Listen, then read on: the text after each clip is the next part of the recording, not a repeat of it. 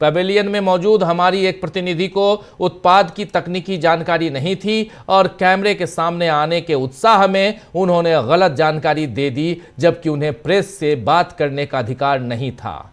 आयोजकों की भावनाओं को समझते हुए हमने परिसर खाली कर दिया है।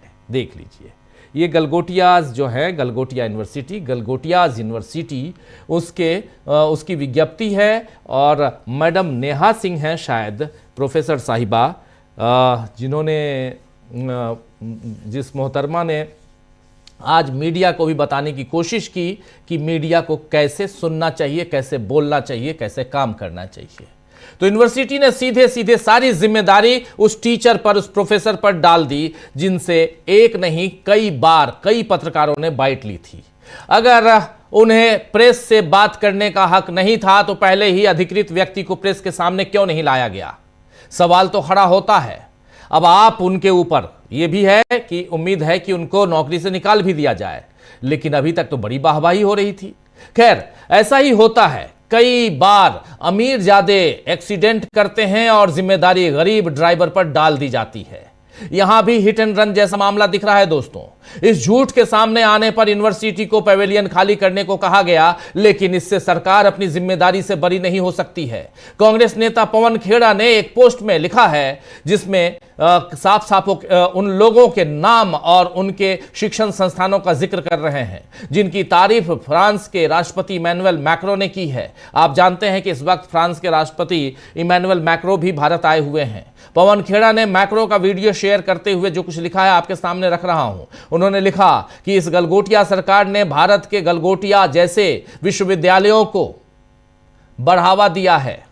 इस बीच इमैनुअल मैक्रो द्वारा सराहे गए 7 भारतीय मूल के वैश्विक तकनीकी सीईओ में से कुछ ये हैं, जिनके नाम बता रहे हैं। सुंदर पिचाई, अरविंद कृष्णा और निकेश अरोरा ने, सुंदर पिचाई, अरविंद कृष्णा और निकेश अरोरा ने आईआईटी में पढ़ाई की।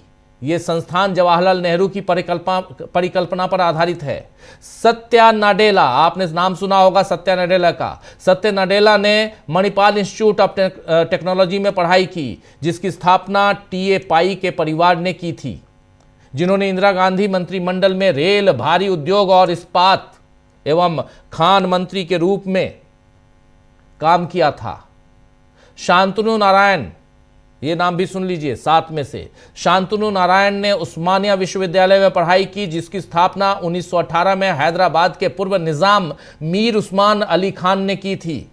लीना नायर, जी हां, लीना नायर ने वालचंद कॉलेज ऑफ इंजीनियरिंग में पढ़ाई की, जिसकी स्थापना 1947 में हुई थी और दशकों तक लगातार कांग्रेस सरकारों द्वारा इसे संचालित किया गया। इनमें से केवल एक नाम वसंत नरसिम्हन, ये नाम है। इन्होंने अपनी पूरी शिक्षा विदेश में पूरी की। भारत की वैश्विक प्रतिष्ठा दशकों से चली आ रही संस्था निर्माण और कांग्रेस सरकारों के नेतृत्व में विकसित दूरदृष्टि पर आधारित है, जो आज भाजपा के शिक्षा के प्रति गला घोंटिया, जी हां, भाजपा के शिक्षा के प्रति गला घोंटिया दृष्टिकोण से बिल्कुल अलग है, ये कह रहे हैं। तो मामला दोस्तों केवल इतना नहीं है कि गलगोटिया यूनिवर्सिटी ने कितने झूठ बोले या कैसे उत्पाद, कैसे प्रोडक्ट एआई समिट में दिखाए। असली सवाल लेकिन यह है कि आखिर शिक्षा का निजीकरण यानी प्राइवेट शैक्षणिक संस्थानों को आखिर किस कीमत पर इतना ज्यादा बढ़ावा दिया जा रहा है और क्यों सरकारी संस्थाओं की हालत खस्ता हो रही है। आखिर देश के बच्चों को और युवाओं को अच्छी शिक्षा से वंचित कर मोदी सरकार क्या हासिल करना चाहती है, यह बड़ा सवाल है, क्योंकि इस सरकार का वैज्ञानिक नजरिया सब शुरू से देख रहे हैं। वैज्ञानिक नजरिया आपको याद, और थोड़ा उसका उदाहरण देता हूं।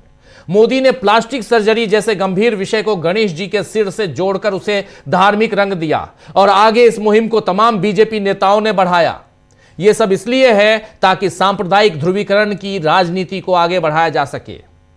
और इसी एआई को क्या कहा था नरेंद्र मोदी ने अमेरिका में भाषण देते हुए, एआई हमारा बच्चा तो पैदा होते ही एआई कहता है, आई मतलब मां, एआई मतलब आप कुछ से कुछ, एआई का मतलब आर्टिफिशियल इंटेलिजेंस है, एआई नहीं है, मेरी मां नहीं है, ए मां नहीं है।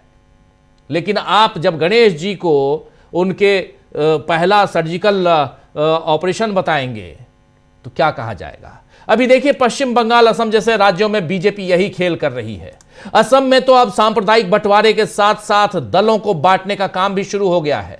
खबर है कि कांग्रेस के पूर्व अध्यक्ष भूपेन बोरा 22 तारीख को बीजेपी ज्वाइन कर लेंगे। खैर, इस सियासी तमाशे को संभालने के लिए कल प्रियंका गांधी असम जा रही हैं और देखना होगा कि वहां उनकी मौजूदगी कितना असर डालती है। वैसे आज असम चुनाव को लेकर चुनाव आयोग ने अहम फैसला लिया है। और चुनाव आयोग कौन? वही, याद आ गया नाम आपको, ज्ञानेश कुमार जी। ज्ञानेश कुमार जी ने आज प्रेस कॉन्फ्रेंस की, क्या कुछ कहा है जरा सुनिए। जहां तक नए इनिशिएटिव्स की बात है, जैसा हम लोगों ने आपको बताया, आसाम में नए इनिशिएटिव्स के तौर पर पहली बार मतदाताओं को यह मौका मिलेगा कि मोबाइल घर पर छोड़ने जाने की जरूरत नहीं है। आप आराम से पोलिंग स्टेशन के दरवाजे तक पहुंचें और बाहर मोबाइल फोन आप रखने के बाद अंदर जाके वोट करें और आ जाएं। ये काफी मांग रही थी पहले से, तो चुनाव आयोग में ये निर्णय हुआ कि ये हमें सुविधा प्रदान करनी चाहिए। साथ ही साथ हमारे जो कैंडिडेट्स चुनाव लड़ते हैं वो भी एक बड़े स्टेक होल्डर्स होते हैं, तो कई बार उनकी शिकायत आती थी कि जो हमारा फोटो लगता है वो इतना पुराना होता है या ब्लैक एंड व्हाइट में होता है कि हमारे मतदाता हमको पहचान ही नहीं पाते हैं ईवीएम में। तो उसको दूर करने के लिए कैंडिडेट्स के लिए पहली बार कलर्ड फोटो का इस्तेमाल होगा आसाम में, और साथ ही साथ ईवीएम में जो सीरियल नंबर होता है और जो नाम का फॉन्ट होता है वो भी बड़े अक्षरों में होगा। पहली बार आसाम में 1200 इलेक्टर्स की एक लिमिट लगाई गई है, जिससे कि मतदाताओं की क्यू में बहुत ज्यादा लोग न लगें, ज्यादा देर वेट न करना पड़े, और खास तौर से जब शाम को मतदान खत्म होता है तो वो भीड़ कम से कम रहे। पहले एक ये भी विषय आता था कि राजनीतिक दलों को मतदान केंद्र से बहुत दूर बैठा दिया जाता था, तो वो लोग कई बार मतदाता गलत बूथ में न चला जाए, कई बार मतदाता को रास्ता बताने के लिए जो वो स्वयं एफर्ट करते हैं, इसलिए वो 100 मीटर के दायरे तक अपनी टेबल लगा सकते हैं। तो सुन रहे थे आप, यहां पर अपनी बात रख रहे थे साफ साफ। ज्ञानेश कुमार जी कह रहे हैं कि 1200 की लिमिट, यानी एक मतदान केंद्र पर 1200 से ज्यादा मतदाता नहीं रहेंगे, और इसके अलावा आप मतदान केंद्र तक अपने मोबाइल फोन को ले जा सकेंगे। भाई साहब ज्ञानेश कुमार गुप्ता जी, कम से कम इन सब चीज़ों को छोड़िए, कम से कम पारदर्शी तरीके से चुनाव करवा दीजिए। चुनाव में धांधली ना हो, ईवीएम में चोरी ना हो, वोटों की गिनती में बेईमानी ना हो, और साथ साथ जिन लोगों के नाम काटे हैं, क्योंकि असम में आप प्रेस कॉन्फ्रेंस कर रहे हैं गुवाहाटी में, और असम के मुख्यमंत्री ने साफ साफ कहा है कि ये मियाँ लोगों को बाहर करना है। ये मियाँ लोग अगर हिंदुस्तान के हैं तो हिंदुस्तान में उनको वोट देने का अधिकार है, अगर हिंदुस्तान के नहीं है तो आप बाहर कर दीजिए। लेकिन ये काम भी वहाँ के मुख्यमंत्री का नहीं है, ये काम देश के गृह मंत्री का, गृह मंत्रालय का है। कौन भारत का नागरिक है, कौन भारत का नागरिक नहीं है, ये गृह मंत्रालय तय करता है। लेकिन ये सारा अगर कर रहे हैं वहाँ के मुख्यमंत्री हिमंता बिस्वा शर्मा, तो इस पर ध्यान देने की ज़रूरत है। लेकिन इससे ज़्यादा ज़रूरत है कि आप अपने काम पर ध्यान दीजिए। मतलब ज्ञानेश कुमार जी, आपका काम और आपके काम पर बार बार सवाल खड़े होते हैं। आपको बता दूं कि संभवतः अप्रैल तक, जी हाँ अप्रैल तक असम में चुनाव हो जाएंगे। लेकिन उससे पहले मार्च में राज्यसभा के चुनाव भी होने हैं, जिसकी तैयारी शुरू हो गई है। अप्रैल महीने में महाराष्ट्र, ओडिशा, तेलंगाना, तमिलनाडु, छत्तीसगढ़, पश्चिम बंगाल, असम, हरियाणा, हिमाचल प्रदेश और बिहार में राज्यसभा की सीटें खाली हो रही हैं, और इन 10 राज्यों की 37 सीटों पर चुनाव के लिए नोटिफिकेशन 26 फरवरी को जारी किया जाएगा। आज घोषणा हो गई। नामांकन की आखिरी तारीख 5 मार्च है, जिसके बाद 6 मार्च को स्क्रूटनी होगी। वहीं उम्मीदवार 9 मार्च तक अपना नॉमिनेशन वापस ले सकते हैं। मतदान 16 मार्च को होगा और वोटों की गिनती उसी दिन शाम 5 बजे से शुरू होगी। चुनाव आयोग ने बताया है कि चुनाव की प्रक्रिया 20 मार्च तक पूरी कर ली जाएगी। तो एक तरफ चुनाव की हलचल देश में तेज है, और दूसरी तरफ एक गंभीर सवाल हमारे सामने खड़ा है कि आखिर हम कैसे लोगों को चुनें जो देश को सही दिशा में ले जाएं। बड़ी बड़ी बातों से निकले झूठ का अंजाम हम देख रहे हैं। क्या अब जमीनी हकीकत जनता पहचानेगी?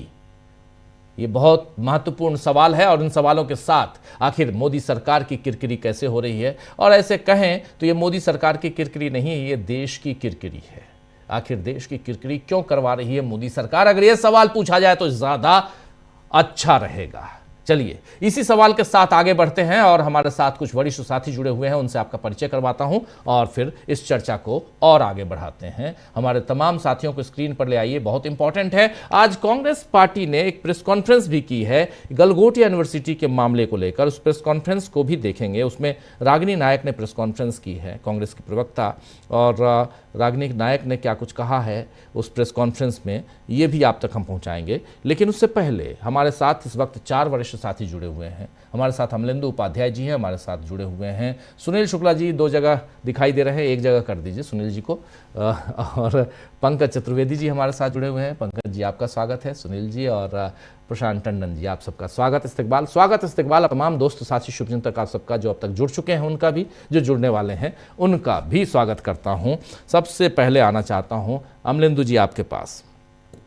अमलेंदु जी, गलगोटिया से शुरू करें। गलगोटिया यूनिवर्सिटी को पिछले 20 साल से जान रहा हूं। गलगोटिया यूनिवर्सिटी के जो ओनर मालिक सुनील गलगोटिया, एक आध बार मिलने का मौका भी मिला था। बहुत विज्ञापन देते थे, हमारे अखबार में भी देते थे, इसलिए मुलाकात हुई। पैसा नहीं देते थे। पैसा नहीं देते थे, बहुत दिक्कत करते थे पैसा देने में। खुल के बोलने में मुझे कोई तकलीफ नहीं है, लेकिन और इसीलिए उसी कारण मिलना भी हुआ था। लेकिन मुझे नहीं पता था कि गलगोटियाज जो हैं इतने बड़े झूठे हैं, ये नहीं पता था कि अगर आप खुद झूठे हैं तो नए यंग बच्चों को क्या पढ़ाओगे आप। और इन बच्चों को ले जाके 24 अकबर रोड वहां खड़े कर दिए थे 2 साल पहले आप। कांग्रेस पार्टी के घोषणा पत्र को उन बच्चों ने पढ़ा तक नहीं था और ले जाके खड़े कर दिए। और आज आप मोदी मोदी मोदी मोदी रटते रहने से नहीं होगा। अगर आप कुछ चीजें खरीद के लाते हैं चीन से तो आपको बताना चाहिए कि ये चीन से। आज आप एक विज्ञप्ति जारी करके आप अपने आप को चाहते हैं छुटकारा मिल जाए, तो ये संभव नहीं है। जब आप निकल रहे थे वहां से तो बच्चे और वही टीचर्स ये बोल रहे थे हम लंच के लिए जा रहे हैं। मुंह में दही जमा रखा था क्या? बोल देते कि यहां से भगा दिया गया है। देश की किरकिरी करवाई है, ये देश की किरकिरी है। इस यूनिवर्सिटी की मान्यता रद्द होनी चाहिए अमलेंदु जी। बिल्कुल राजीव जी, इस यूनिवर्सिटी की मान्यता रद्द होनी चाहिए, क्योंकि पूरी दुनिया में भारत का नाम इसने बदनाम कराया है।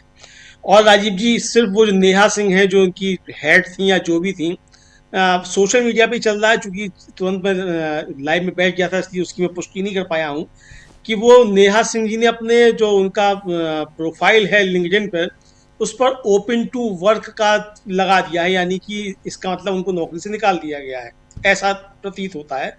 क्योंकि ये सोशल मीडिया पे काफी ज्यादा शेयर किया जा रहा है कि उन्होंने अपने ओपन टू वर्क लिख दिया है अपने उस पर। तो अब राजीव जी, अगर वही जो आपने कहा था कि हिट एंड रन वाला केस है, कि और हिट एंड रन वाला केस, बल्कि आपका ये कोहली और पंधेर वाला मामला समझ लीजिए कि कोहली को सजा हो जाए, पंधेर साहब जो है बरी हो जाए, तो नेहा सिंह की आप गर्दन टांग दें और यूनिवर्सिटी जो है वो बल्ले बल्ले। तो ऐसा तो नहीं हो सकता। तो नेहा सिंह को अगर, जैसा कि विज्ञप्ति उनकी कह रही है कि साहब उनको मीडिया से बात करने की अनुमति नहीं थी, अगर बात करने की अनुमति नहीं थी तो बात की क्यों उन्होंने? और एक मीडिया हाउस से बात नहीं की उन्होंने, कई तमाम एजेंसीज के साथ बातचीत की है, खूब बातचीत की है। ये प्रकरण आने के बाद बातचीत की है, यूनिवर्सिटी की तरफ से सफाई दी है, और ये तक कहा है कि यूनिवर्सिटी की वजह से जो है बहुत जो है काफी ज्यादा देश का जो नाम जो है वो उज्जवल हुआ है, ये तक उन्होंने दावा किया। उमर अब्दुल्ला देखिए क्या, Your 6 is my 9. I have to remember to use that somewhere. ये मजाकिया, और क्योंकि यही मैडम नेहा सिंह जी कह रहे हैं Your 6 is my 9. अरे तुम, और उसके बाद कह रहे कम्युनिकेशन की मैं हूं, मैं इसकी आईटी की नहीं हूं, कम्युनिकेशन की हूं। कम्युनिकेशन की हूं तो फिर आप क्यों आए आईटी में? क्यों आप आईटी की? आपने देखिए यूनिवर्सिटी की वो जाने, लेकिन मेरा सवाल है कि आपने देश की छीछा लेदर करवा दी, आपने देश की बदनामी करवाई है, बेइज्जती करवाई है। एक तो नरेंद्र मोदी 6 घंटे वहां जाकर रील बनवाने में मशगूल रहे और वहां पर बदनामी पहले दिन करवा ही दी। उसके बाद फिर आप आकर गलगोटिया ने, इसलिए तकलीफ इस बात की है कि जिस चीज में जिस एआई में भारत आज टॉप पे जा सकता था, टॉप 3 में रह सकता था, आज नरेंद्र मोदी ने अपने रील बनवाने में और गलगोटिया ने, अब क्या बोलूं मैं, चलिए अपनी बात रखिए, लेकिन ये योर 6 इज माई 9। जी Rajiv ji, your 6 is my 9। और मोदी जी जो है वो बता रहे हैं कि एआई जो है वो 2047 में जो है भारत उसमें टॉप पर होगा। अरे भाई 2047 में टॉप पर क्यों होगा? अभी क्यों नहीं हो सकता टॉप पर? 2027 में क्यों नहीं हो सकता है? 37 में क्यों नहीं हो सकता है? 47 में ही सब कुछ होगा। मतलब 47 तक देश के अंदर कुछ होगा ही नहीं, और 47 तक यही गलगोटिया यूनिवर्सिटी चलती रहेगी, इसी तरीके से देश की बदनामी होती रहेगी 47 तक। तो राजीव जी, मोदी जी ने जिस तरीके से अपना शो बिगाड़ा है 6 घंटे रील बनवाकर, वो रील जो मोदी जी की तो पता नहीं कितने लोगों ने देखी नहीं देखी, लेकिन गलगोटिया यूनिवर्सिटी का रोबोट जो है, मतलब वो पूरी दुनिया ने देख लिया। और एक तरह से कहा जाए राजीव जी, कुत्ता जो है बना के रख दिया पूरी एआई समिट को गलगोटिया यूनिवर्सिटी ने। था तो वो डॉग रोबोट, मगर पूरी एआई समिट को ही जो है वो कुत्ता बनाकर गलगोटिया यूनिवर्सिटी ने रख दिया। मुझे लगता है कि इसके लिए इनको दंडित किया जाना चाहिए, इनकी मान्यता रद्द की जानी चाहिए, इनकी सब जांच होनी चाहिए, क्या क्या धंधे करते हैं। बहुत सारी चीजें राजीव जी सामने निकल कर आ सकती हैं कि सिर्फ यही नहीं है। अच्छा राजीव जी, यहाँ पे कई प्रकरण हो चुके हैं जो उत्पीड़न के छात्रों के साथ, इस तरह की चीजें भी पहले आ चुकी हैं। अभी हाल ही में प्रकरण आया था, तो इस तरह की चीजें भी यहाँ काफी ज्यादा हुई हैं। तो ये यूनिवर्सिटी सिर्फ मोदी मोदी करके काले धंधे करती रहेगी, तो ऐसा होना नहीं चाहिए। मोदी जी को मोदी मोदी करने के लिए तमाम देश पड़ा हुआ है, कोई भी कर सकता है। लेकिन अगर इस तरीके के धंधेबाज लोग जो है मोदी मोदी करके और देश की बदनामी करेंगे, तो ये किसी भी तरीके से स्वीकार नहीं होना चाहिए, और इस पर सरकार को खुद एक्शन लेना चाहिए। विपक्ष इस पर मांग करे या विपक्ष इस पर प्रेस कॉन्फ्रेंस करे। रागिनी नायक की प्रेस कॉन्फ्रेंस भी हम लोग देखेंगे उन्होंने क्या क्या मांग की है, लेकिन विपक्ष को इस पर प्रेस कॉन्फ्रेंस करने की आवश्यकता क्यों पड़ रही है? सरकार ने इस पर कोई एक्शन क्यों नहीं लिया? जब ये चीजें आ गई और चीन के अखबारों ने खूब धज्जियां उड़ाई कि और किस तरीके से कि साहब बदनामी भारत की हुई कि वहां दावा किया जा रहा है, तुरंत सरकार ने कोई एक्शन क्यों नहीं लिया? ये सवाल राजीव जी काफी ज्यादा महत्वपूर्ण है। क्या अभी भी भरोसा था कि गलगोटिया यूनिवर्सिटी के बच्चे जो हैं वो कांग्रेस के दफ्तर पर जाकर अभी भी जाकर नारेबाजी करेंगे इसी के लिए? तो यानी अगर कांग्रेस के दफ्तर पर जाकर कोई नारेबाजी कर दे, दाऊद इब्राहिम भी अगर जाकर नारेबाजी कर दे कांग्रेस के दफ्तर पे, तो देशभक्त हो जाएगा। ये गजब तरीके की राजीव जी राजनीति चल रही है इस देश के अंदर। 70 सालों में सब कुछ पहली बार, 70 सालों में राजीव जी पहली बार कुत्ता बना दिया एआई समिट को मोदी जी के कारनामों की वजह से। ये भी 70 सालों में पहली बार है। तो सब कुछ 70 सालों में पहली बार हो रहा है, तो ये 70 सालों में पहली बार जो होता रहता है, मोदी जी अब रोकिए 70 सालों में पहली बार को, बहुत हो गया। 70 सालों में पहली बार ऐसा प्रधानमंत्री मिला है जो 6-6 घंटे रील बनाने का ही काम करता है। उसके पास और कोई काम ही नहीं है, या तो 18-18 घंटे काम करता है, बीजेपी का प्रचार करता है, या 6-6 घंटे रील बनाता है। इसके अलावा उसके पास कोई काम नहीं है। ये भी 70 सालों में देश पहली बार देख रहा है राजीव जी जी। 70 साल में क्या क्या हुआ उसकी गाथाएं खूब हम लोग सुनते आए हैं, लेकिन 70 साल में पहली बार यह है कि पहला एआई समिट जिसमें लाखों करोड़ों रुपए खर्च किए गए, और उसके बाद परिस्थितियां कहां पहुंच गई हैं। लेकिन बहुत मज़ेदार रहा प्रशांत जी कि आज जब 6-7 लोगों के नाम लिए जा रहे थे, उसमें से एक भी ये प्राइवेट वाले नहीं हैं, एक भी ये 2014 वाले नहीं हैं, एक भी 2014 के बाद वाले, जब आज़ाद हुआ देश सो कॉल्ड, तब वाला नहीं है प्रशांत जी। लेकिन ओवरऑल इस पे क्या कहेंगे आप? देखिए, कल मैंने ये कहा था कि भारत से मोदी जी के शासनकाल में एआई की बस छूट गई। अब ये गलगोटिया का मामला आने के बाद तो मैं कह सकता हूं कि बस के नीचे आ गए, कुचल गए और देश की बदनामी हो गई। मैं इस लड़की प्रोफेसर जो है नेहा सिंह जी, मैं उसका दोष नहीं मानता हूं उसको। ये तो उनके मैनेजमेंट का फैसला होगा ना। ये उसने अपने तरफ से तो कोई प्रोफेसर किसी यूनिवर्सिटी में का अगर कोई शो हो रहा है, उसकी अथॉरिटी थोड़ी ना है कि कोई लैब से निकाल के कोई रोबोट ला के वहां लगा दे और उसके बारे में बोले। उसको स्क्रिप्ट दी गई थी, उसको बोलने का परफॉर्मेंस उसका था, वो उसने काम किया। गलती यूनिवर्सिटी के मैनेजमेंट की है, उसको आपने ठीक से इन्फॉर्म नहीं किया और उसको आपने बोलने दिया। जब आपने खुद अब प्रेस रिलीज में कह रहे हैं कि वो अधिकृत प्रवक्ता नहीं है, तो क्यों बोल रही थी वो? इतने बड़े मीडिया में जा रहा देश भर में, हम आप देख रहे हैं, तो गलगोटिया के यूनिवर्सिटी के लोग नहीं देख रहे थे कि कौन बोल रहा है। तो सवाल नेहा सिंह को विलेन बनाने का नहीं है, असली जो उसके जिम्मेदार हैं, जो अपराधी हैं, वो यूनिवर्सिटी का मैनेजमेंट है, यूनिवर्सिटी के मालिक हैं। और ये प्राइवेट यूनिवर्सिटीज में राजीव जी कोई वाइस चांसलर, कोई प्रोफेसर कुछ चलती नहीं है। ये लाला की दुकानें होती हैं और इनमें मालिक के ही चलता है सब। मैं तो कभी कभी जाता हूँ लेक्चर करने इन प्राइवेट यूनिवर्सिटीज में भी, तो वो जो थोड़े से पैसे का चेक का क्लियरेंस होता है वो भी लाला के ही जरिए होता है, किसी फैकल्टी के जरिए नहीं होता है।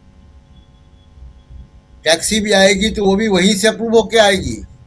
तो ये वहाँ छोटे छोटे फैसले बड़े वर्टिकल ऑर्गेनाइजेशंस होते हैं, वहाँ किसी कोई एम्पावर्ड नहीं होता है और ये उनकी जिम्मेदारी है। दूसरी की अगर इसकी बिग पिक्चर आप देखें, गलगोटिया के बारे में रेणु जी ने बता दिया, हम सब ने देखा था कि वो कैसा मजाक उड़वाया था उनके स्टूडेंट्स ने।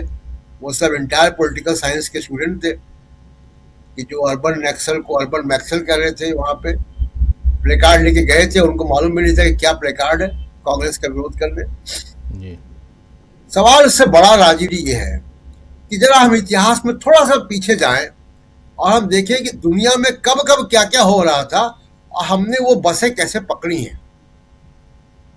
संचार क्रांति आई, कंप्यूटर क्रांति आई, उसके पहले राजीव गांधी के समय, कंप्यूटर क्रांति के समय हम एट पार हो गए।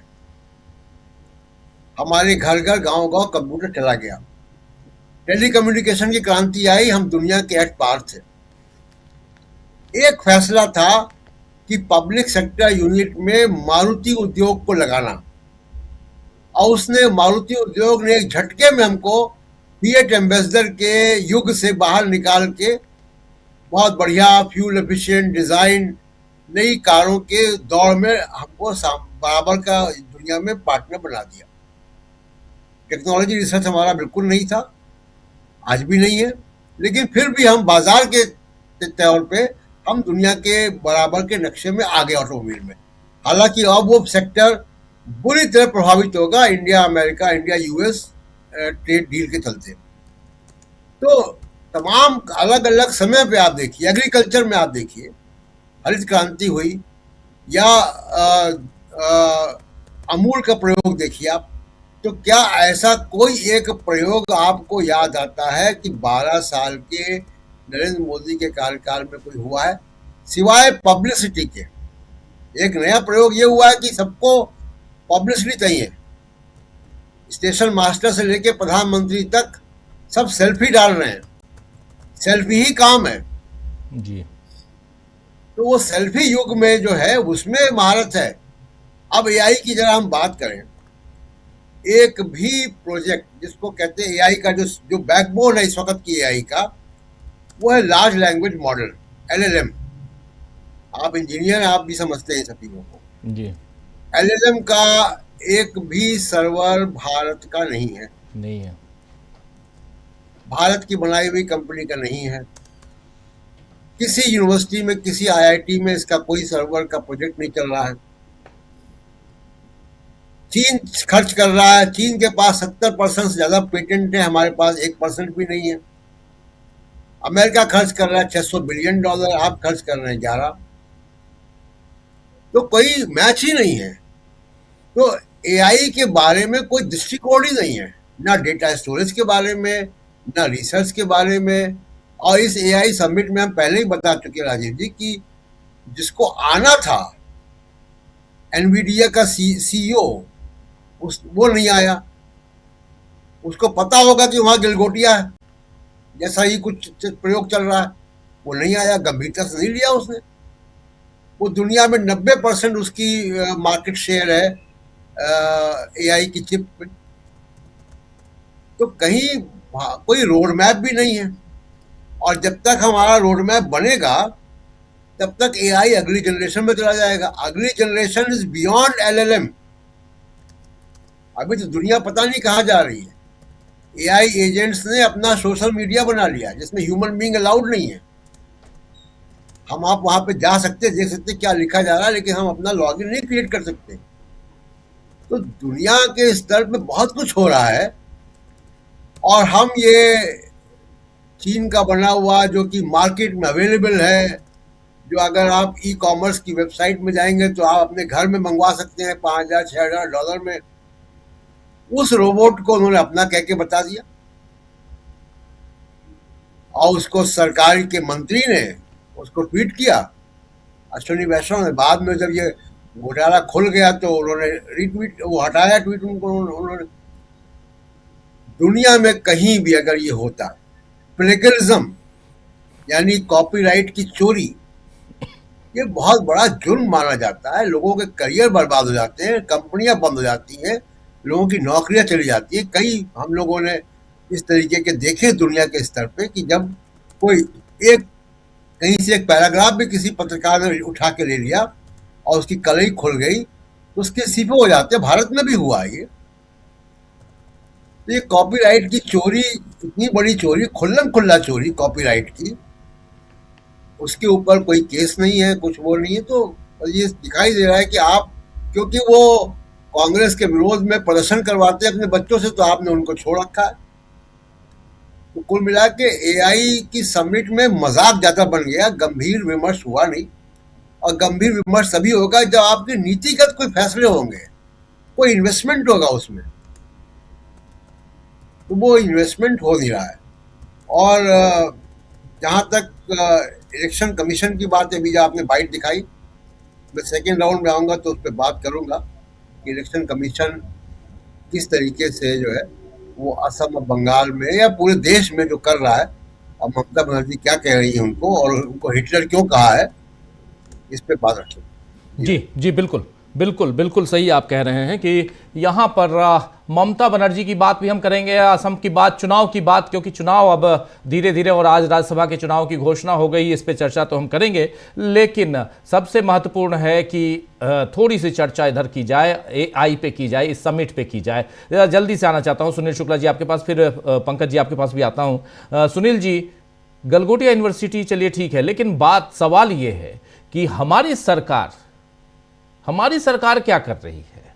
और जब आप पूरा मेस क्रिएट करने की खुद ही कोशिश करेंगे तो फिर बाकी लोग तो, अब देखिए एक ड्रोन दिखाए, वो उस ड्रोन को लेकर भी खूब चर्चा हो रही है, गलगोटिया का ही वो ड्रोन भी है, उसकी भी खूब चर्चा हो रही है। आप जब इस हिसाब से पहले से ही जो भी है, जिस भी ढंग से, वही जैसे मैं गणेश जी वाली बात कर रहा था, एआई की बात बता रहा था, सारे भाषण, मतलब कुछ भी ऐसा नहीं है कि मैं नया कह रहा हूं, प्रधानमंत्री के भाषणों को उठा के देख लीजिए आप, अनुसंधान को, रिसर्च को, अगर आप इतना मजाक में, हार्वर्ड और हार्ड वर्क, याद है ना भाषण नरेंद्र मोदी का, तो ऐसे बहुत हैं, आधा गिलास खाली आधा गिलास भारी भरा हुआ, ये सब ऐसे ऐसे। और इतना ही नहीं, पकौड़े तलने का तो पता ही होगा आपको, और नाले से गैस बनाने का, नाले से जो गैस निकलता है उससे पकौड़े तलिए, ये भी पता होगा। और उसके बाद वो बादलों के बीच छिपा हुआ हमारा जहाज, वो भी पता होगा। तो बहुत कुछ है। जब ये आप करेंगे तो उसके बाद फिर हम एआई रहें कि कुछ भी रहें, हम देश को किस दिशा में लेके जा रहे हैं, क्या है हमारा शिक्षा संस्थानों को क्या किया जा रहा है, किस दिशा में लिया जा रहा है। आप ये एक बात और जोड़ दूं, ये रिलायंस वाले एक यूनिवर्सिटी लेके आ रहे थे, मुझे नहीं पता कि उनकी यूनिवर्सिटी आई कि नहीं आई, लेकिन उससे पहले रिलायंस का था या अंबानी का था, मुझे अदानी का था, मुझे ध्यान नहीं आ रहा है, लेकिन उस यूनिवर्सिटी को पहले ही अवार्ड मिल गया, 2 अरब रुपए का अवार्ड दे दिया था उसको। जी जी, ये किसका था, रिलायंस का था, अंबानी का था या अदानी का था? अंबानी का था। तो ये है, मैं इसलिए इन चीजों को आपके पास, ये टिटबिट्स आपके पास रख रहा हूं सुनील जी, कि इससे थोड़ा ये पता, हमारे तमाम साथी, दर्शक साथी जो इस कार्यक्रम को देख रहे हैं, वो भी थोड़ा गहराई से सोचें कि आखिर इस देश में चल क्या रहा है, किस दिशा में शिक्षा को हम लेके जा रहे हैं, देश का भविष्य 2047 आप कर रहे हैं, 47 में हम इसमें टॉप हो जाएंगे। अरे भाई, आज जो बच्चे हैं 47 में, अभी आने में, ये 26 में हम हैं, 21 साल बाकी है, 21 साल। जो आज 21 साल का बच्चा है, वो उस समय 42 साल का होगा, उसकी उम्र होगी, आधी उम्र निकल चुकी होगी। इसलिए सुनील जी,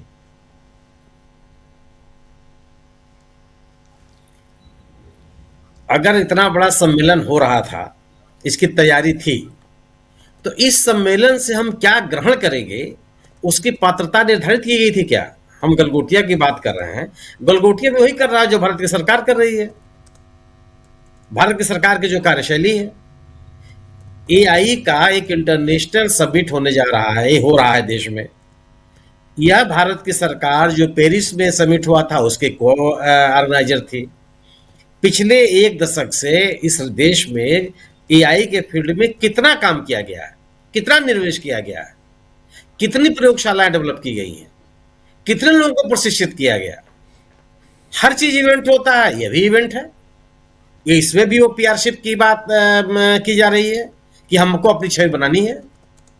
एक भी शिक्षण संस्थान इस देश में ऐसा तैयार किया गया जो एआई के क्षेत्र में केवल शोध का काम करे।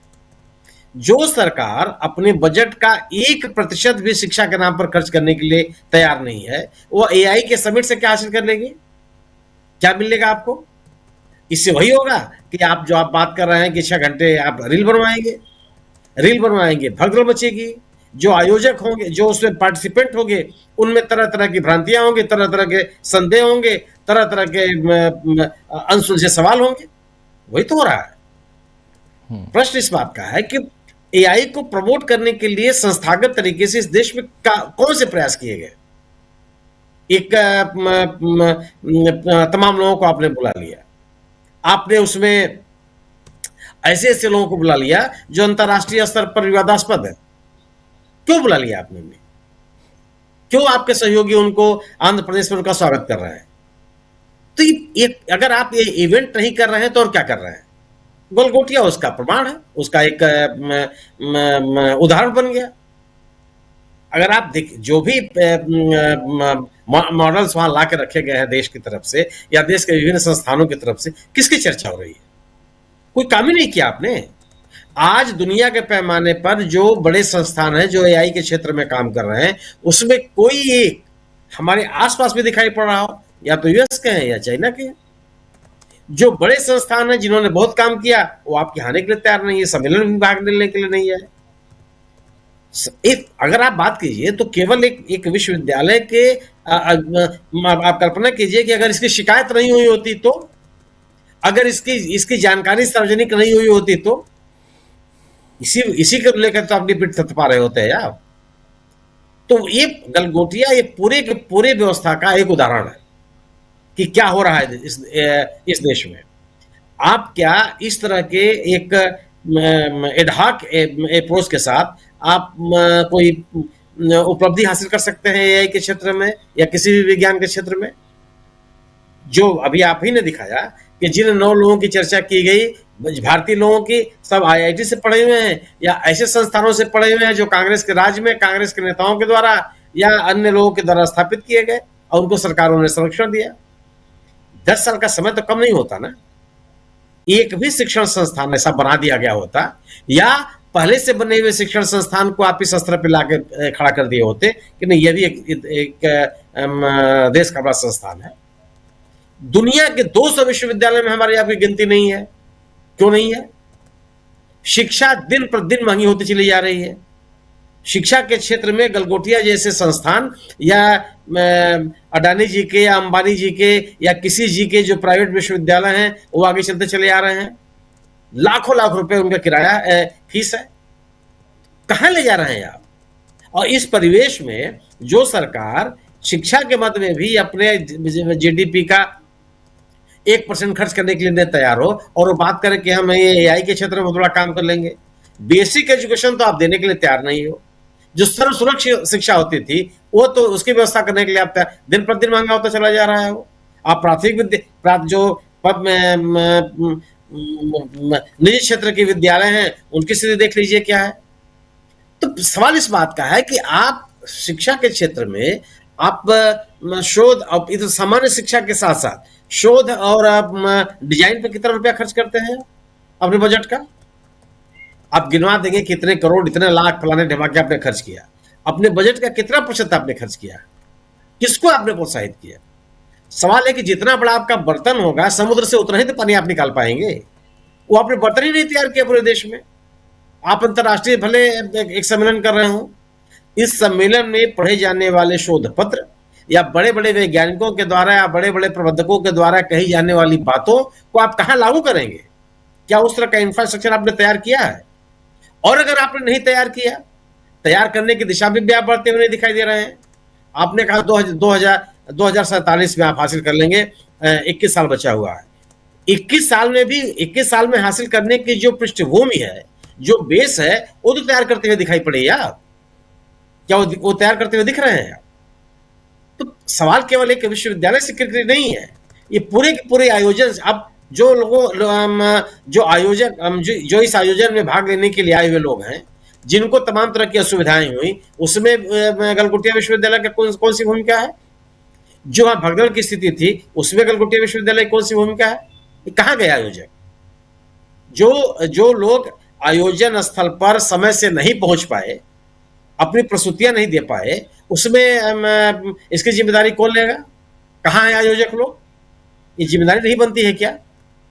तो ये अगर आप इस तरह के आयोजनों को केवल एक इवेंट के रूप में लेंगे और अपने पीआर को, अपनी इमेज को बनाने का प्रयास करेंगे, तो आप उस उद्देश्य को हासिल नहीं कर सकते।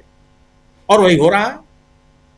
अगर ऐसा तो नहीं ना कि अचानक से ये समिट आपके ऊपर सिर पे आ गया। आपने बड़ा प्रयास करके आप इसको अपने साथ लेकर के आए, और हर आयोजन में, चाहे ब्रिटेन का समिट हुआ हो, चाहे साउथ कोरिया का समिट हुआ हो, और चाहे पेरिस का समिट हुआ, हर में भारत की भागीदारी रही है। उस भागीदारी से क्या सीखा आपने? कौन सी उपलब्धियां आपने हासिल की? कौन से आपने आधार इंफ्रास्ट्रक्चर तैयार किया कि पिछले 3 समिट से जो सीखी गई चीजें थी वो आपके देश में लागू होती हुई दिखाई पड़े? कहीं हैं आप? जो अभी $200 बिलियन आप 600 वर्षों में खर्च करेंगे, या अधिकृत रूप से हमारे मंत्री जी ने कहा है, अश्विनी वैष्णव साहब ने। और जो आपके प्रतिद्वंदी राष्ट्र है वो कहाँ है? हम और आप जब यहाँ पे समिट कर रहे थे, उस समय चीन ने एआई का कितना बड़ा नमूना अपने आप प्रस्तुत कर दिया कि हम क्या कर रहे हैं, कितना मेरे पास डेटा और किस तरह का हम काम कर रहे हैं। कहाँ खड़े हैं आप? किससे मुकाबला करेंगे? और आप जब आपकी पूरी की पूरी कोशिशें धर्म संसद के आयोजन में लगी रहेंगी, आप ये बताने में लगे रहेंगे कौन शंकराचार्य है, कौन शंकराचार्य नहीं है, आप ये बताने में लगे नहीं कौन सा मेला बड़ा है, कौन सा मेला धार्मिक मेला छोटा है, तो फिर आप एआई के क्षेत्र में और विज्ञान और प्रौद्योगिकी के क्षेत्र में कोई काम नहीं कर सकते। वह देश के भीतर, समाज के में, विद्यार्थियों के बीच में अगर आप वैज्ञानिक सोच और तार्किकता पैदा करने के लिए तैयार नहीं है, तो क्यों इतना बड़ा आयोजन कर रहे हैं आप? क्या या जो आज का परिवेश है उसमें तर्क के लिए, विज्ञान के लिए, वैज्ञानिक सोच के लिए कोई स्थान बचा है क्या? आप इस तरह की बात करते हैं। आप केवल और केवल सुबह से शाम तक जो धार्मिक हिंदू तीर्थ स्थल है उनके विकास में लगे हुए हैं। उनको एआई से क्या लेना है? क्या हो जाएगा वहां पर? एआई के प्रयोग से आप काशी विश्वनाथ कॉरिडोर में क्या लागू कर देंगे? सवाल इस बात का है ना कि आप करना क्या चाहते हैं। कोई इस तरह का संस्थान आपने डेवलप करने की कोशिश की कि नहीं ये संस्थान होगा और केवल विज्ञान के क्षेत्र में शोध का काम करेगा? वैज्ञानिक सोच अपनाए बगैर आप इन उपलब्धियों को हासिल नहीं कर सकते। और फिर आप अगर नहीं करेंगे तो गलगोटिया जैसे संस्थान आपको दिखाई पड़ेंगे, जो आपके राजनीतिक मंसूबे को देखते हुए अपनी गतिविधियों को संचालित करेंगे। वो अपने विद्यार्थियों को आपके राजनीतिक उद्देश्य के लिए प्रयोग करेंगे और अपनी उपलब्धियों को दर्शाने के लिए इस तरह के फर्जी रोबोट लेकर के आएंगे बाजार से और बताएंगे कि हमने बहुत सारा काम कर लिया। तो केवल एक संस्थान नहीं, पूरा का पूरा, ये पूरे की पूरी संस्थागत कोशिश कुछ भी नहीं है। कोई भी एक योजनाबद्ध तरीके से आप एआई के क्षेत्र में या वैज्ञानिक प्रगति क्षेत्र में आप आगे बढ़ते हुए नहीं दिखाई पड़ते हैं। और यह किरकिरी दुनिया के पैमाने पर आपकी है।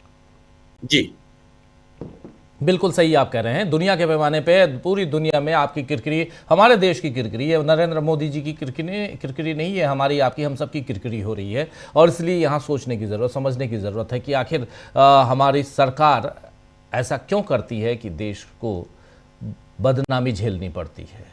पूरी दुनिया में बदनामी झेलनी पड़ रही है। इतने अलग अलग देशों के, 20 से ज़्यादा अलग अलग देशों के जो प्रतिनिधि मंडल यहाँ आए हुए हैं, और उसके बाद कल क्या होगा, कल 19 तारीख है, ये भी देखेंगे हम। बिल गेट्स का भाषण होता है या नहीं होता है वो भी देखेंगे। लेकिन पंकज जी, ज़रा इस AI समिट और इसमें किरकिरी और इन सब के बीच गलगोटिया यूनिवर्सिटी और पवन खेड़ा ने भी अभी अपना एक वक्तव्य जारी किया है। जरा पवन खेड़ा के वक्तव्य को पहले सुन लेते हैं। कांग्रेस ने एक प्रेस कॉन्फ्रेंस भी इस पर की थी, रागनी नायक ने प्रेस कॉन्फ्रेंस की थी, लेकिन पवन खेड़ा को सुनते हैं, सुनिए। दोस्तों, AI इम्पैक्ट समिट यहां दिल्ली में ही चल रहा है, कुछ दूर यहां से। AI इम्पैक्ट पूरे विश्व में इस समिट का क्या हुआ वो आप सबके सामने है। शर्म के मारे सर सबका झुक चुका है। अश्विनी वैष्णव जहां जाते हैं वहां कुछ ना कुछ झंडा गाड़ कर ही आते हैं। AI अब अश्विनी इज इनकॉम्पिटेंट के नाम से जाना जाता है। बिना पटरी के रेल चलाने वाला ये मंत्री अब कहता है साहब बिना वाईफाई बिना लैपटॉप के जाइए AI समिट अटेंड करिए। पूरा हॉल खाली करा दिया। क्यों? क्योंकि मोदी जी आ रहे थे, रील्स बनानी थी। अरे रील्स बनानी थी, फोटो खिंचवानी थी, पोज करना था मोदी जी को, तो साहब एक हफ्ता पहले ये समिट कर देते अश्विनी वैष्णव जी, जिसमें किसी और को मत बुलाते, आप दोनों अपना जम के रील बाजी खेलते, फिर बुलाते मेहमानों को। मेहमानों के सामने क्यों नाक कटवा रहे हैं साहब? फिर आया गलगोटिया, मोदी जी का प्रिय गलगोटिया। नेहरू जी के वक्त IIT, बड़े बड़े इंस्टीट्यूट्स, और यहां क्या है? गलगोटिया। अब गलगोटिया ने क्या किया साहब? मेड इन चाइना का एक प्रोडक्ट लाए, ड्रोन लाए और एक रोबोडॉग लाकर रख दिया। कहा साहब ये देखिए भारत कितना आगे बढ़ चुका है मेरे। और अश्विनी वैष्णव ने जमकर डींग हांकी। दूरदर्शन तो शुरुआत चाटुकारिता शिरोमणि है जैसा। फिर जब मालूम पड़ा कि साहब ये तो चीप माल है चाइना का, अब आनन फानन में बोला साहब बोरिया बिस्तर लपेटो, गलगोटिया को रवाना किया। गलगोटिया कहता है हम तो मोदी जी की विजन पे चल रहे हैं। हाँ, हम मानते हैं गलगोटिया की कोई गलती नहीं है, मोदी जी की विजन ही पर चल रहे हैं। ऑल पैकेजिंग नो कंटेंट, ये है मोदी जी की विजन। तो वो गलगोटिया तो बेचारा वही कर रहा है जो मोदी जी चाहते हैं। लेकिन जो AI समिट, जो AI इम्पैक्ट समिट एक फ्यूचर इनोवेशंस के लिए डिस्कशन होना था, एक्सचेंज ऑफ आइडियाज होना था, उसको एक चीप चाइना बाजार बनाने का जो काम किया अश्विनी वैष्णव ने, उसमें देश उन्हें माफ नहीं करेगा। देश की जेन जी उनको माफ नहीं करेगी। क्यों नाक कटवा रहे हो साहब?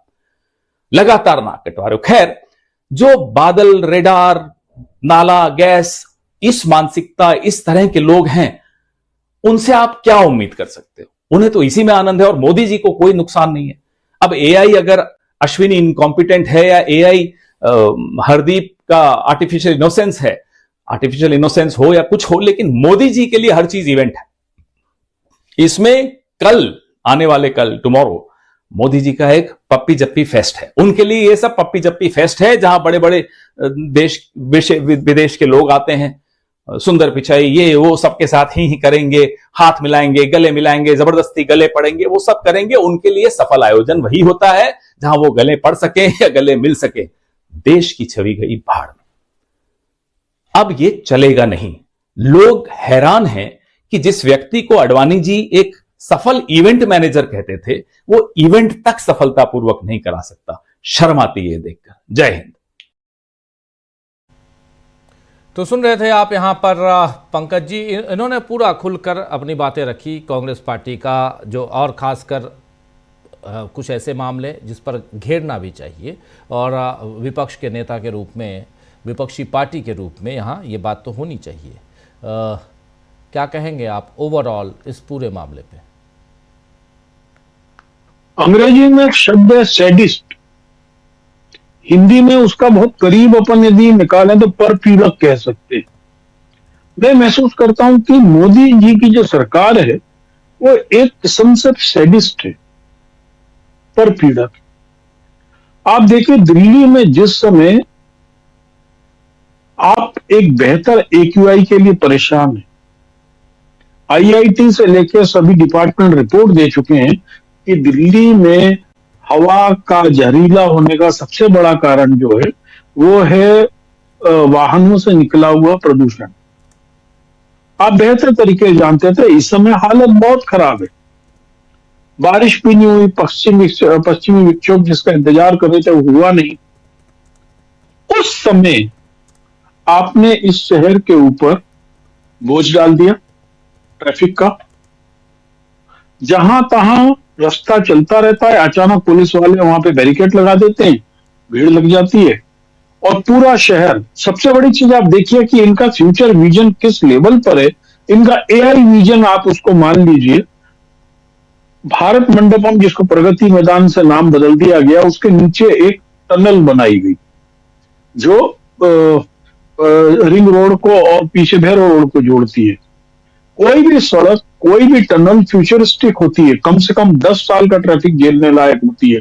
वो टनल पिछले 2 दिन से पूरे दिन जाम रहती है।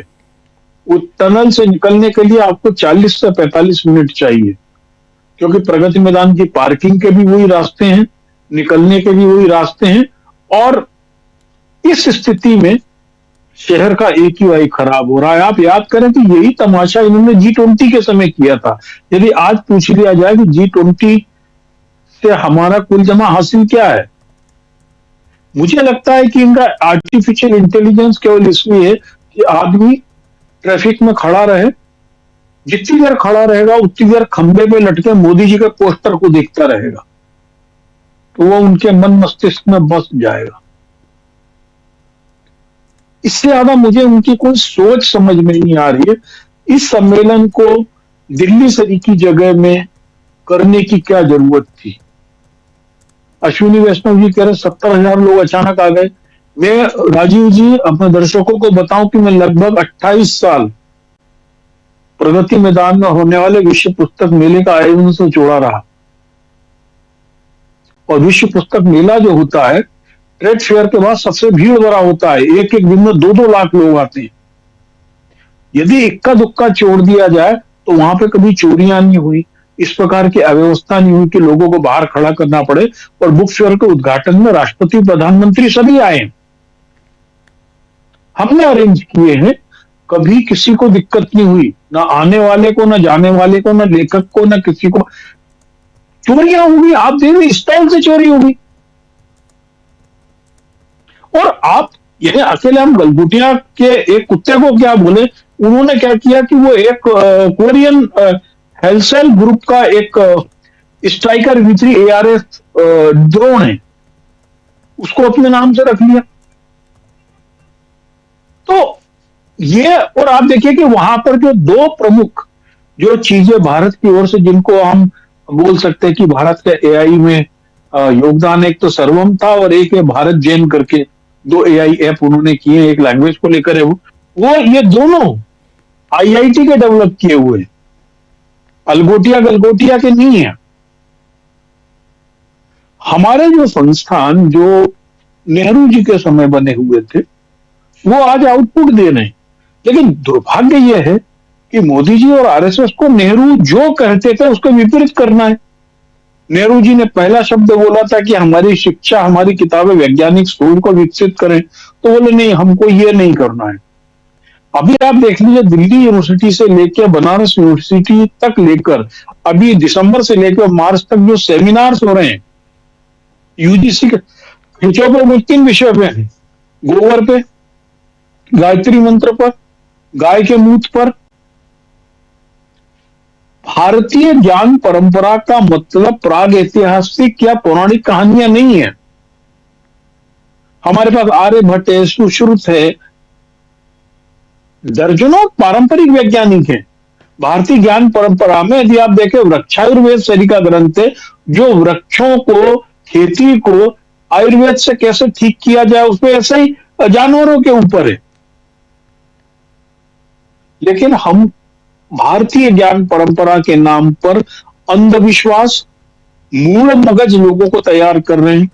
तो हम, जाहिर है कि आर्टिफिशियल इंटेलिजेंस के मामले में हमारा सबसे बड़ा आर्टिफिशियल इंटेलिजेंस का एक्सपर्ट तो अमित मालवीय है, जो हर चीज का वीडियो बना देता है। हमारे आर्टिफिशियल इंटेलिजेंस का ही प्रमाण है कि हेमंत शर्मा विश्वाल जो है, मुसलमान की खोपड़ी में गोली मारते हुए दिखते हैं।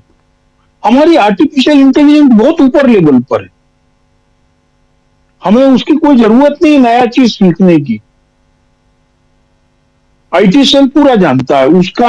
हमारे देश में जो आर्टिफिशियल इंटेलिजेंस का इस्तेमाल है वो हमारा IT सेल जानता है।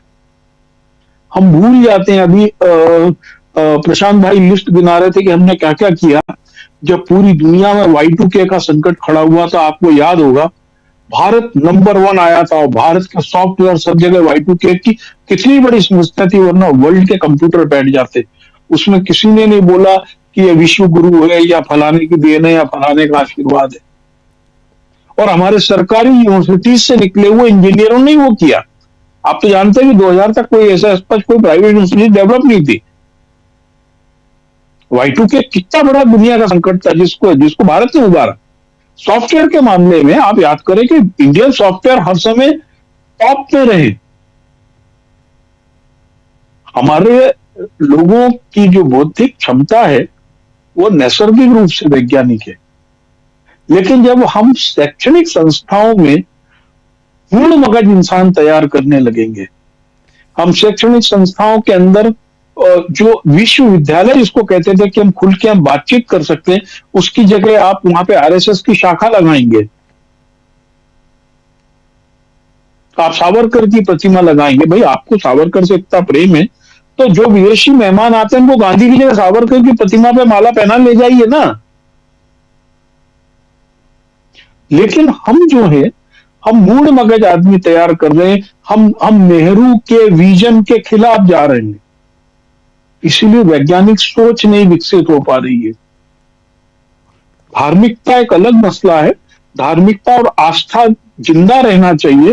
धार्मिक आस्था संस्कृति एक देश की पहचान होती है, लेकिन देश के भविष्योन्मुखी कार्यक्रमों के लिए सघन वैज्ञानिक सोच बहुत जरूरी है। और कोई जरूरी नहीं है कि जो वैज्ञानिक सोच रखता है वो धार्मिक नहीं हो। हमारे सभी वैज्ञानिक धार्मिक रहे,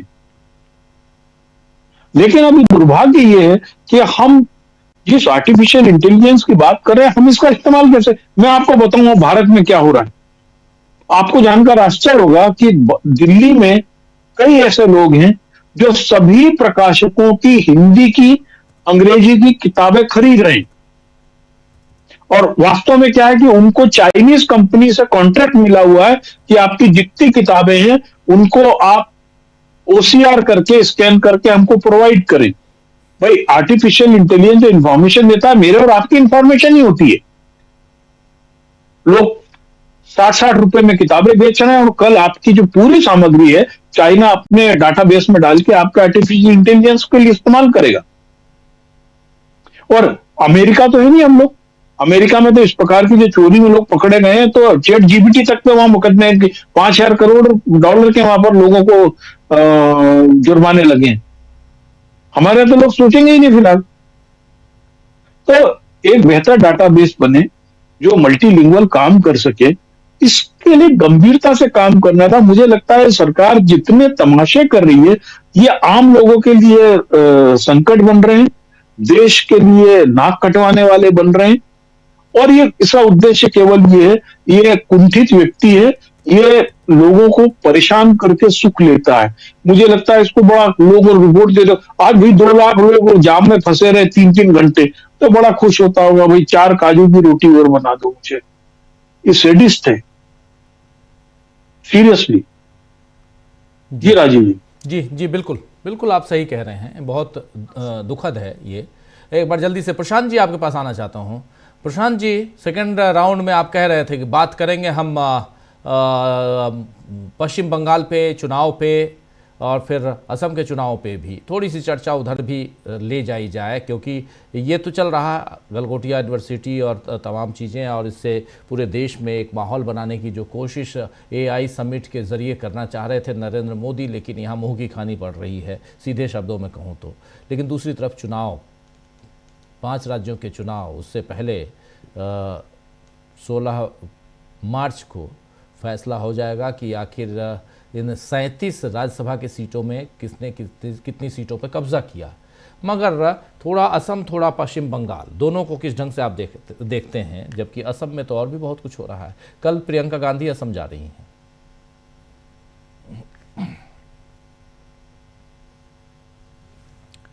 अनम्यूट कीजिए। जो स्थिति राजीव जी AI की है वही स्थिति लोकतंत्र की और डेमोक्रेसी की भी है।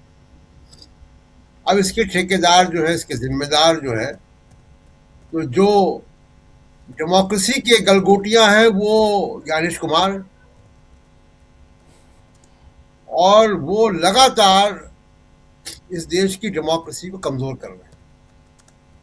लाखों लोगों के नाम, करोड़ों लोगों के नाम हट रहे हैं, और वो एक्सटेंशन भी जो देते हैं, वो एक नया स्कैम सामने अब आ रहा है जिसकी जांच आगे होगी, इस सरकार के दौरान तो नहीं होगी, या सुप्रीम कोर्ट चाहे तो करा भी सकता है।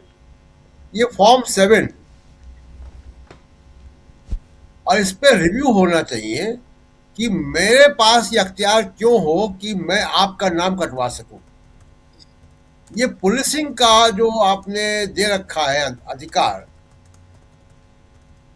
दूसरे मतदाता को, कि एक मतदाता दूसरे मतदाता का नाम कटवा सकता है, ये पुलिसिंग का केवल रिव्यू होना चाहिए, क्योंकि अब इसका मिसयूज हो रहा है कि बीजेपी के कार्यकर्ता और बीजेपी और चुनाव आयोग में गठजोड़ है, तो उनके बीएलओ और उनके बीएलएस मिल के ये काम कर रहे हैं कि लाखों लाखों लोगों के नाम उड़वा रहे हैं, और ये नाम उनकी चुनावी एजेंसियों के मार्फत उनके पास पहुंचाए जा रहे हैं कि किस बूथ पे किसके किसके नाम काटने, पूरा डेटा उनके पास है।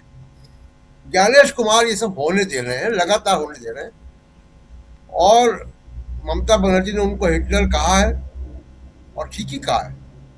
और वो हिटलर क्या है, वो तो प्यादे हैं, पीछे से कोई और है उनके पीछे जो ये करवा रहा है।